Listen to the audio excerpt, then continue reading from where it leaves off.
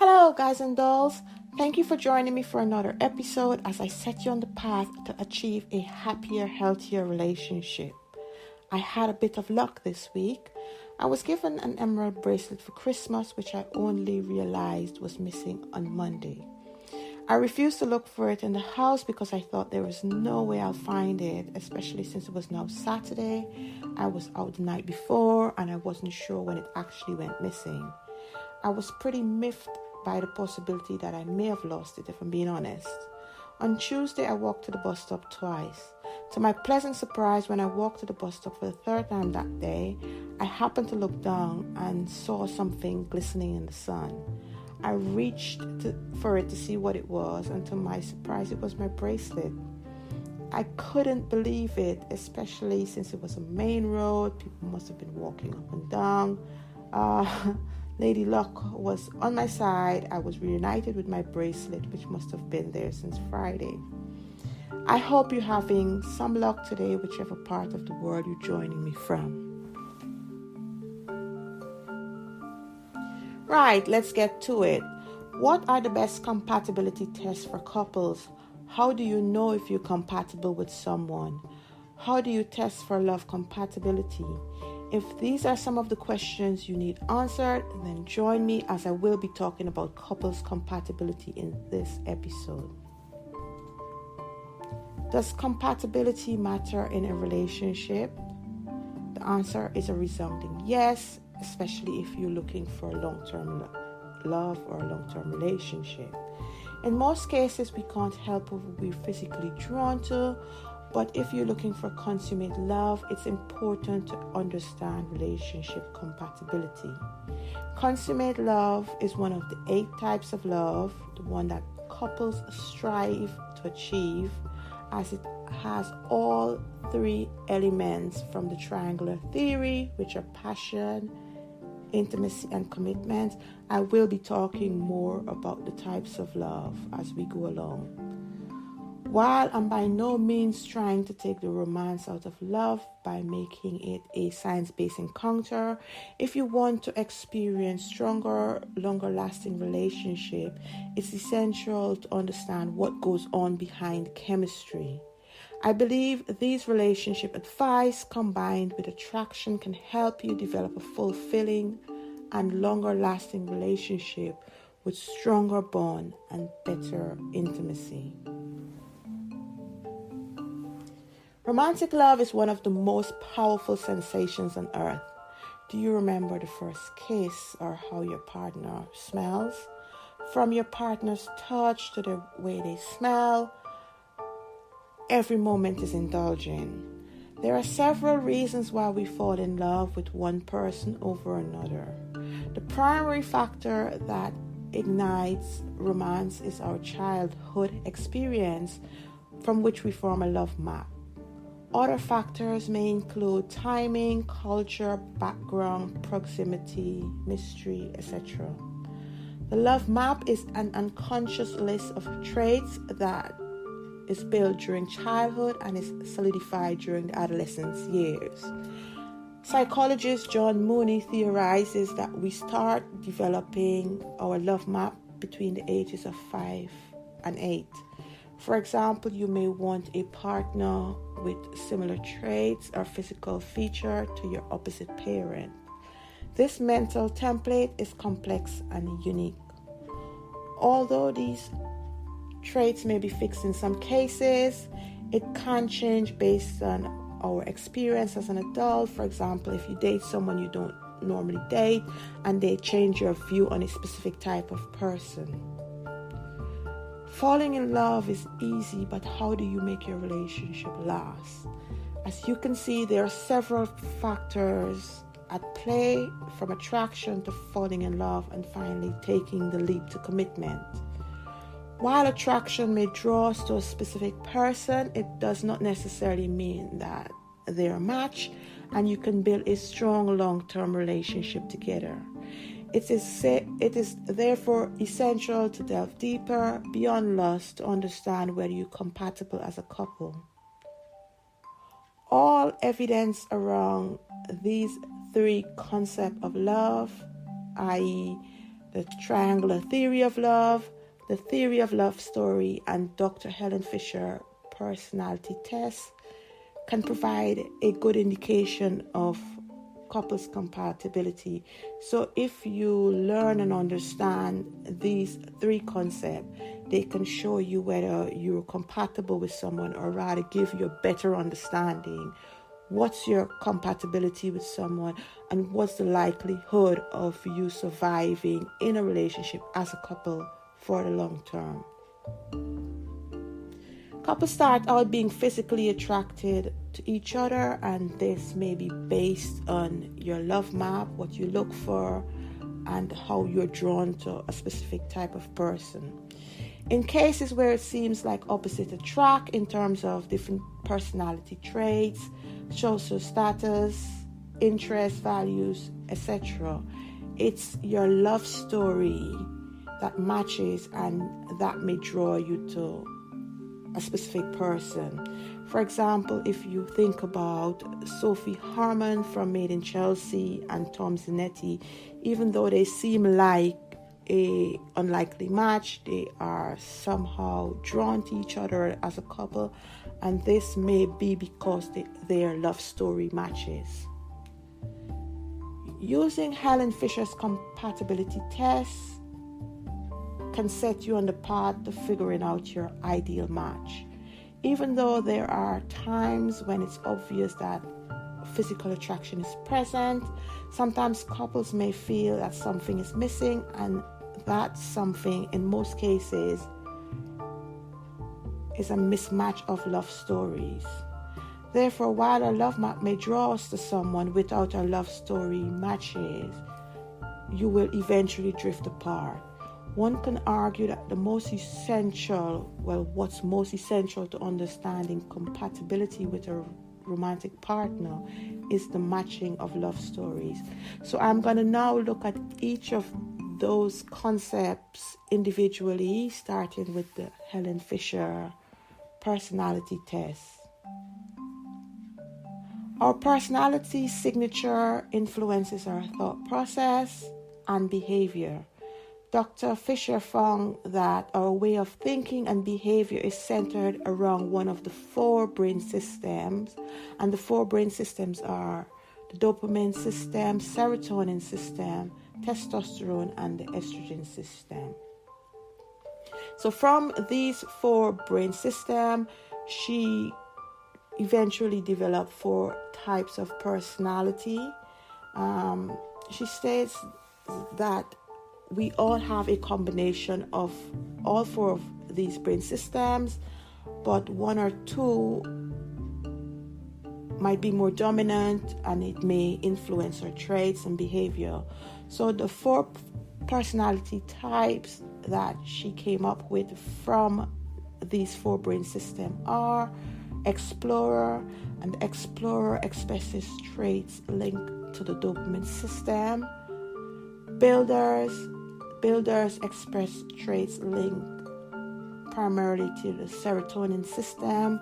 Directors express traits linked to the testosterone system, and negotiators expresses traits linked to the estrogen system.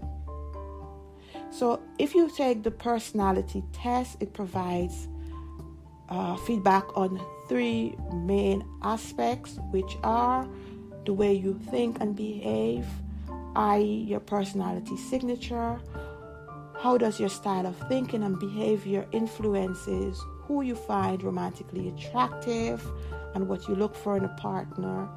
And thirdly, compatibility, strength and weakness of your connection to a different personality type, and how you get along with a specific personality type in a long-term relationship. After several experiments, she found that negotiators are a good match with other negotiators. The same goes for explorers, but directors are a good match with builders. So understanding yours and your partner's dominant brain system is important for understanding whether you're a good match for a long-term relationship. It's a good starting point for couples as this test is very successful. I will provide a link in the description for you to access the test. Next, I look at the theory of love stories. The theory of love stories was developed by Dr. Steinberg, which is his life's work. He developed 26 love stories based on how we conceptualize love, and it's shaped by literature, media, friends, parents, etc. Love stories influences how we look for a partner, what we expect from a relationship, partner's choice, and overall satisfaction in a relationship. The triangular theory of love characterizes the structure of love, but not how these structures emerge in the first place, and this is where love stories comes in. Love triangles emanates from love stories. We all are exposed to a variety of stories that portrays different concepts of our understanding of love. The interaction of our personality with the environment explains how we develop love stories. We look for someone who shares our love story or who at least have a compatible love story that fits with ours, but we may not always look for someone who is just like ourselves. Rather, we may look for someone who is like us in sharing a love story or similar story, or who can complement us in the role within the story. Most important to a healthy, happy relationship is that both partners have a compatible or complementary story. The more similar your stories are as a couple, the happier you'll be. It is important that you become aware of your love story so you can change patterns in relationship. Look for partners with compatible stories, or rewrite stories that aren't working. If you find that you keep picking the wrong partner and keep making the same mistakes in a relationship, it may be an indication that you're forcing your story onto your partner, expecting that person to act out what you view as your ideal relationship, and it may put a strain on the relationship. In cases where you're dissatisfied with a partner, instead of looking at what you perceive as flaws, you should look at how he or she fits into your expectation, that is, your love story. Stories are compatible if they complement roles in a story, for example, prince or princess, or if they're similar enough to merge into a new story or form a unified story. For example, the fantasy story can merge with a gardening story. The most popular love stories include travel, gardening, humor, while the least popular are horror, collectible, aristocratic, government story. While no love story actually guarantees the success of a relationship, there are some that are more disastrous than others, such as business, collectible, government, horror, mystery, police, recovery, science fiction, and theater. If you speak to a couple who've just broken up, you'll find that their experience of the relationship is different because they both experience the relationship from the prospect of their love story. I know this currently sounds like a random list of words at the moment, but if you have a look at the types of love stories and the explanation behind each type, you will understand and it would make more sense. Again, I will provide the link to love stories in the description if you want to take a look and try to figure out where you stand in terms of what's your love story, and maybe you can gauge your partner's love story so that you can understand where you stand. Next, I'm going to look at the triangular theory of love. The triangular theory of love is also the work of Dr. Steinberg. He found that there are 3 aspects of love, which are intimacy, passion, and commitment. These 3 concepts form a triangle and defines the types of love. Sometimes couples may find it difficult to know what's causing feelings of discontent or discord. So by examining your relationship from the perspective of the triangular theory, you'll have a better understanding of which components are weak or missing or where work is needed. So the first aspect of the triangular theory is intimacy. And intimacy is sharing of details, intimate thoughts and emotions. Passion is physical attraction, commitment, standing by the person through good or bad. Types of love is formed from a combination of these 3 components. A healthy relationship has all 3 of these components. So we all want a healthy relationship, and a healthy relationship has all 3 components. It is important to know what aspect your relationship consists of. So if there is anything missing, you can work on it if your relationship is worth saving. So an understanding of the type of love will help you know which component is missing, where work is needed to get you on track for a healthy relationship. The 3 components generate 8 possible kinds of love when considered in combination. The types of love are: the first one is non-love. That's where none of the components are there, so there's no love. So maybe that might be just having sex with someone with no expectation. Liking, intimacy. There is intimacy but no passion or commitment. Infatuated love. There is passion but no intimacy and commitment. Empty love. There is commitment but no intimacy or passion. Romantic love. Intimacy and passion but no commitment. Compassionate love. There is intimacy and commitment but no passion. Fatuous love. Passion and commitment but no intimacy. Consummate love is the ultimate love that we strive for, and it has all 3 components, which is the foundation for a healthy relationship. The 3 aspects of love interact with each other, i.e., greater intimacy may lead to greater passion or commitment. Greater commitment may lead to greater intimacy, or less likely, greater passion. Even though the components are separable, they are interactive with each other. People in a relationship may feel unhappy if an aspect is missing.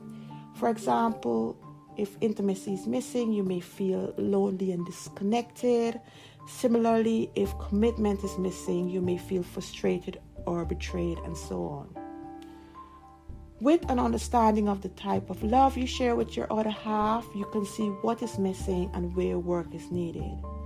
I will provide a link in the description to a worksheet that you can use to figure out what type of love you have with your partner, since it can help you to figure out what aspect is missing and where work is actually needed. So that's it. I'm very eager to know whether you've enjoyed this episode, so please leave me a voice message with a comment, question, feedback, etc.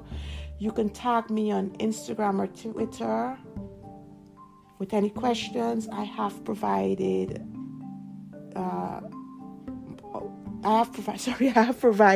the username for either Instagram or Twitter if you want to tag me with any questions in the description. Please don't forget to subscribe so you never miss an episode. If you find this information useful and you think there is one of your friend or family that might also find it useful to build happier, healthy relationship, please forward. So I think that's pretty much it for this episode. So until next time, take care of yourself, be safe. Ta-ta!